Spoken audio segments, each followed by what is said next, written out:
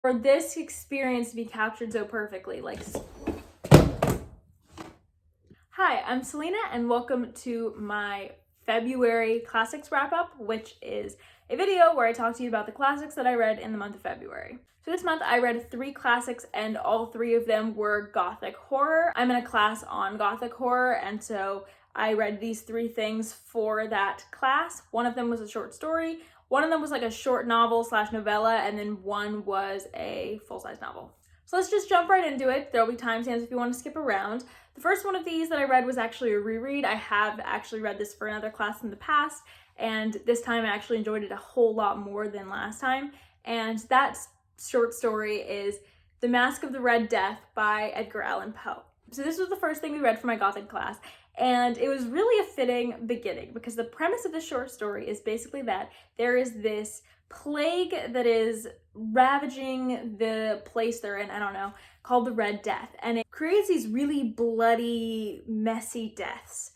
And we basically follow this duke, I believe, who is having a party, and where lots of people have gathered. They have the belief that the Red Death cannot get them and that this party is a safe space. I don't want to say much more than that because this is a short story, but we are living in a pandemic. I think we all know how that goes. And so this was a very timely read, to say the least.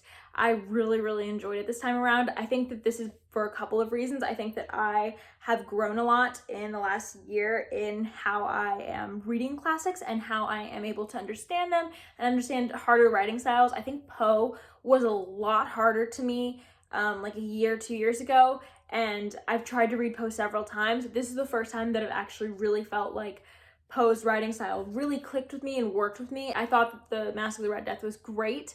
I think that Poe builds suspense in a way that is really good, and specifically with this, he had a little bit of humor and like dark humor as well. Like the narrator clearly sort of wrote this with an ironic sort of feeling, like yeah, they think they're safe from the Red Death, but what if?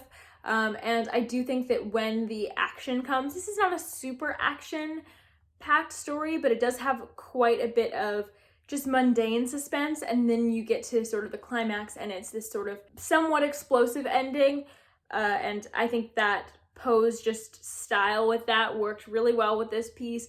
I was able to see his style in it. I've also heard this interesting theory from the last class I was in that we talked about this, where like the Red Death, like Poe was actually writing about these like red books of like, I think like Gothic short stories or something. They were sort of like, they were like scandalous stories or something, and like there was this idea that they were like ruining publishing, and so there's a possibility that the Masque of the Red Death is about those red books.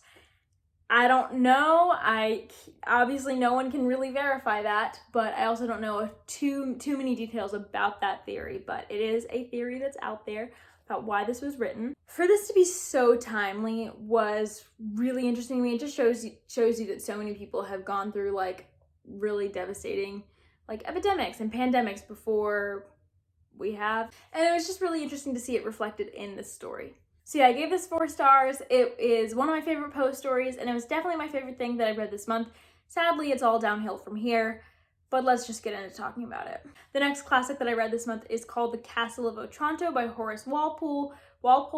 We read this because it's very much one of the first, if not the first, I think it is the first Gothic novel of the type that we're sort of talking about, and it really establishes a lot of the Gothic tropes. We basically follow, this castle that has a lot of sort of supernatural things going on in it, and we follow the head of this castle who, when sort of these bad things start happening, he sort of believes that a prophecy has come to claim him, and he starts kind of responding to the prophecy by getting even worse.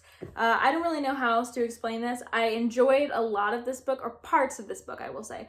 The writing style, this is very old. I think that Poe's writing style, I think that Poe was writing in like 1820s or something. This is like 1780, so like a 50-year difference, and the writing style feels very old. Actually, I think it's like 1764. So even more than that, like probably like 65 years or something between those two pieces. And so the writing style feels that old. it is a bit more dense and a bit harder to follow. It's very distanced than something like Pose or something that was gonna happen like, you know, post Jane Austen or something. Like, we don't get a ton of character feelings from them. It's very much like a narrator tells you, and it feels very distanced. And so those stories are sort of always harder for me to connect with. And so I did struggle to connect with Castle of Otranto in a way that I did not struggle with Poe's story. I enjoyed part of this. I think that there were interesting themes about people, so like sort of self-fulfilling prophecies and the things that people do that just make them worse even when they're trying to sort of avoid hard fate. I liked the gothic feel of this. I think the castle is a really interesting setting. I'm glad that this was a story that made use of the castle and really started that trope for the rest of the books that use castles in their gothic novels, because I'm really happy we have that trope now, even if I didn't like this iteration of it that much. But yeah, I did find this mostly hard to follow and hard to connect with because the plot is sort of, how do you say, it's sort of just, it's a lot. It's sort of confusing, and I found the characters very disconnected, as I said. And so I didn't really enjoy this book that much. I thought it was okay. And so I gave it 3 stars. It was all right. I don't have too much else to say about it because it was just all right. It was just a 3-star, you know? But I understand that it's important to the gothic genre or something. So yeah, I guess that's what I have to say about that. And then finally, we get to my least favorite book of the month, and that is The Monk by Matthew Lewis. So this is the longest classic I read this month, and also my least favorite. I disliked this book so much. And it's just so hard to talk about it and like talk about why, because I don't know, I see synopses of this book and I'm like, that might be interesting. It would also, I mean, it's gonna have its issues, of course, because the premise is horrible, but it might be interesting to see this man's like descent. I'll get into the plot in a second. And it is one of those situations where when I see the plot, I'm like, okay, this could be interesting. When I read it, like plot summaries or something, I'm like, okay, interesting. But when I'm reading the text, I just can't follow it, and I just couldn't care less. So this is a story mostly about a monk named Ambrosio who has a lot of sort of human desires that lead him to do really awful things. And he also is a very respected monk. He's a very respected religious man. And he is seen as sort of like not having like human flaws that other people have. Meanwhile, he's actually a terrible person. Like, he is actually has these instincts to do awful things to people, and he allows those instincts to take control of him, and he commits heinous acts and descends into very much a dark person. There's a lot more here than the Castle of Otranto, so I have more to say about it.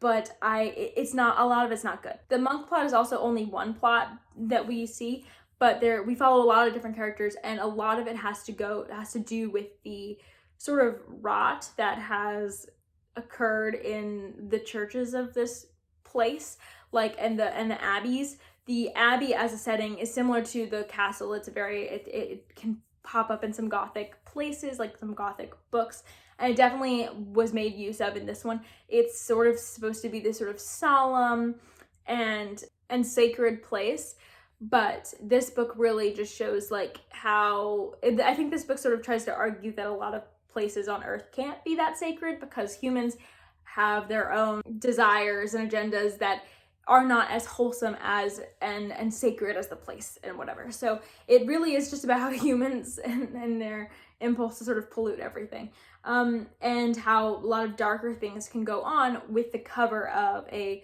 religious, solemn, sacred, very devoted group of monks and nuns that live at these abbeys.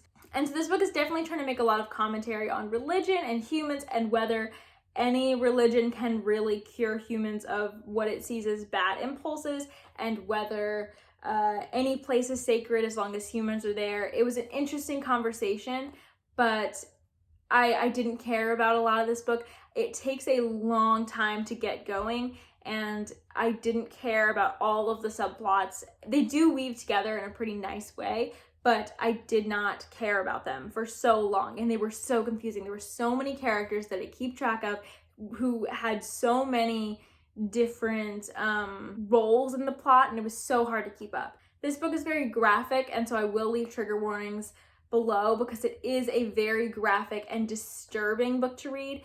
I sort of feel like with this book, a lot of it was boring until the monk started doing something disturbing. And then it was sort of interesting because you were like, what is going on here? And it's sort of like watching a train wreck, but you don't enjoy watching the train wreck. And some people do enjoy being disgusted by characters and really get a lot of enjoyment, not even enjoyment, but like they do get something from books like this. And so I can see people enjoying this.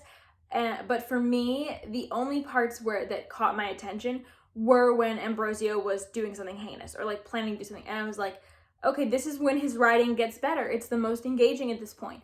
And I don't like that because I don't know. I would like to enjoy the whole book, not just the parts that are like the worst parts of the book, like the hardest emotionally parts of the book.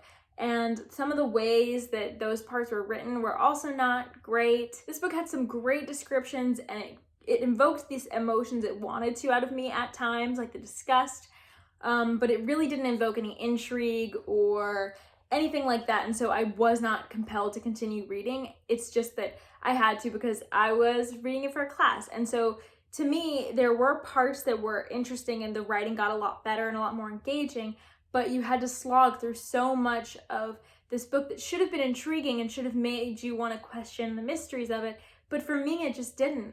And the only parts that I found myself engaged in were when the Ambrosio was doing something terrible, and I didn't like that. I didn't like just being bored by this book and waiting for something awful to happen, because that's when I'll be a little bit like mildly interested again because of the way he writes it or something. I didn't know what to make of this book, honestly. I didn't really enjoy it. It was a 2-star. It's not the worst thing I've ever read. It's the worst thing I've read this year so far. I can see sort of merits in the writing and the themes or whatever at times, but overall this was a really big fail for me. It just sort of made me angry, and I didn't really like it. I was unsatisfying because I was not interested in the whole book, and then we were just treated to this really kind of awful ending, and like not necessarily awful in that it didn't resolve anything, but like awful in that it was just hard to read about and hard to watch the arc go this way. So yeah, it was a 2-star. I didn't really like it. It was my least favorite thing I read this month. It was my least favorite classic, definitely. Thank you for watching this video. I will see you next time with my next video. Bye. So sorry,